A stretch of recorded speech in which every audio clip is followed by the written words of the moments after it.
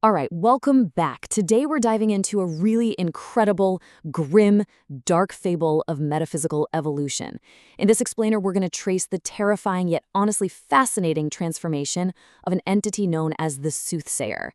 We're going to follow his journey through a literal Fichtean dialectic, so moving from the state of passive decay all the way to a horrifying act of apotheosis.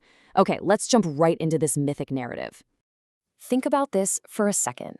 What happens when a monument to absolute nothingness awakens? That is the absolute core of our fable today. You see, this isn't just a story about a character changing his mind. It is about the very fabric of reality and despair fundamentally shifting forms. We're going to plunge straight into this philosophical dialectic, and we'll start with the original, tragic state of our protagonist. Stage 1. Thesis. The Iron Sentinel. Picture the Soothsayer in his original form. He's this stark monument of iron and bone. You can almost feel the sheer physical weight of his existence just looking at him. We're talking a smooth, completely pale, bald head and these hollow, milky white spheres for eyes. They don't even have pupils, but they somehow look like they pierce right through your soul. He is entirely encased in these heavy iron plates and segmented armor, all locked together by grinding brass cogs on his shoulders that squeak with every agonizing movement. And here's the crucial part. This terrifying cyborg anatomy, it isn't some cool technological upgrade. No, it's a paralyzing weight. It perfectly mirrors a mind that's trapped in mechanical, repetitive futility. So, what does this all mean? Philosophically, the Soothsayer serves as a physical diagnosis of absolute spiritual decay. He represents the terminal stage of passive nihilism. He's at that point where the collapse of traditional values hasn't liberated his spirit, it's left it completely spent. He totally embodies this Apollonian drive for structured order, desperately trying to cage the agonizing chaos of becoming within rigid iron plates and sterile cynicism. He matches the rhythm of a dead industrial world, basically choosing the absolute safety of stone-like survival because the terrifying freedom of self-creation is just, well, it's too much. Let's look at how this plays out in the grim fable of Oakhaven. The Soothsayer acts as a solitary sentinel, just marching across the dead plains to broadcast a grim gospel of static survival. First, he confronts the populace of Oakhaven, these people known as the long-tired, and unmasks their industrious virtues as just desperate masks for a profound internal exhaustion. Then he offers them a glass jar filled with this gray, stagnant liquid. It's literally the physical distillation of a poisoned well that promises numbing oblivion. And finally, his very presence turns the populace to stone. Everything they own suddenly feels like lead, and they freeze right alongside their silent machines.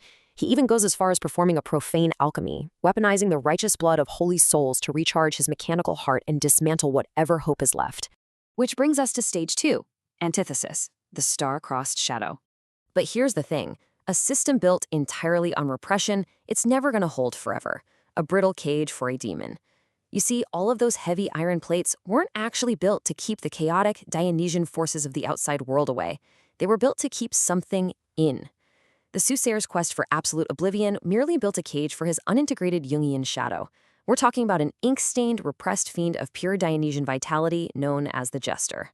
Now, this incredibly fragile duality is governed by what the sources call the law of star friendship.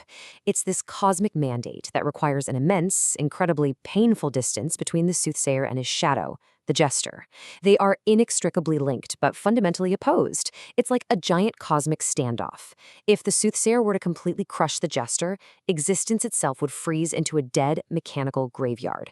But should that shadow erupt, it shatters his brittle iron armor like cheap porcelain. So this cosmic law maintains a terrifying balance, keeping these two entities from mutually annihilating each other. Moving on to stage 3, catalyst, observers of the void. To break a cosmic stalemate of this magnitude, you need serious outside intervention. And we get that from two incredible cosmic entities. First, we have Baron von Nix. He comes in using a Z-pinch plasma touch to initiate a thermal volatilization of the Soothsayer's old identity.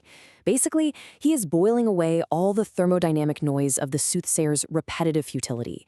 Then, on the other side, we have the Jester of Sapphire Light. While the Baron destroys the old, the Jester steps in as a clinical curator at the Sapphire Forge. He's meticulously accounting for this transition, optimizing the narrative data, and logging it straight into the Void Ledger. Together, this observer and curator permanently disrupt the law of star friendship. And that launches us into Stage 4, Synthesis, the Sapphire Apotheosis.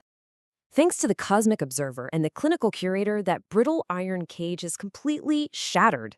The result is this monumental evolution into active nihilism. The Soothsayer is no longer stuck in that terminal stage of passive decay.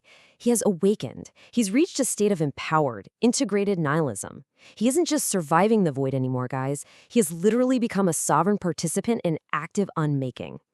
And his anatomy changes completely to reflect this massive internal shift. First, those heavy iron plates, that paralyzing weight we talked about earlier, are shattered, gone. Next, he dons the royal motley, these garments of gray and black. This is absolutely crucial because it symbolizes the successful integration of that ink-stained fiend, his Jungian shadow. And finally, the emergence of the skeletal mask. This is his ultimate unmasking. He is officially abandoning that stone-like survival of his past and stepping fully into his true, terrifying power. Our final stage, Stage 5, Sovereign of the Void. Let's break down what this new role actually means for the fabric of reality. In his previous state, he was a cage, right? He was a barrier to existence, desperately trying to block out the agonizing chaos of becoming. But now, he is transformed into a fleshly bridge. This perfectly aligns with Baron von Neist's concept of inverted kenosis. Instead of emptying himself to save reality, he's carrying sorrow and absolute nihilism directly into the Derwilly mythos. He isn't just presiding over a dead mechanical graveyard anymore. He is actively ferrying the end of things into being. This is pure nihilism triumphant. The Soothsayer is actively dismantling the fetish of form. He's no longer hiding behind sterile cynicism or trying to unmask the desperate virtues of others like he did back in Oakhaven. By wearing that skeletal mask, he is openly, proudly displaying absolute nothingness to the world. He's become the necessary fire that clears the stage, mirroring the jester's chaotic vitality, but executing it with a terrifying, sovereign purpose. He has become, and this phrasing is just incredible, an ontological anchor providing geometric symmetry for the void ledger. He is a royal figure of the void now. Having successfully survived the vanishing point that completely consumes lesser spirits, his sole cosmic duty is to ensure that the absolute zero of reality is not just observed, but actively sustained. Which leaves us with this final, truly chilling thought.